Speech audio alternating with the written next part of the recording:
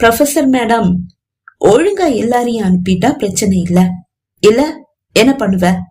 தேவையில்லாம ரத்தம் சிந்த வேண்டியதா இருக்கும். என்ன பூச்சாண்டி காட்டுறியா? உன்னோட பூச்சாண்டிக்கெல்லாம் பயப்படுற ஆளு நான் கிடையாது. சத்தியமா இல்ல. பூச்சாண்டி காட்டுறதெல்லாம் எங்க வேலை இல்ல, செஞ்சு காட்டுவோம்ல. சட்டென்று ப்ரொஃபசர் கங்காவின் கைத்தண்டில் கத்தியால் ஒரு இழு இழுத்தான். ஆ என்று கத்தியவள் கையை பிடித்து கொண்டாள். ஏய் என்று மாணவர்கள் கத்தியபடியே வெற்றியை நெருங்க, அதே வேகத்தில் சட்டென்று கங்காவின் கையை பிடித்து இழுத்து கத்தியை அவள் கழுத்தில் வைத்தவன், எவனாவது பக்கத்துல வந்தீங்க, பிரச்சனை பண்ணீங்க, அவ்வளோதான்.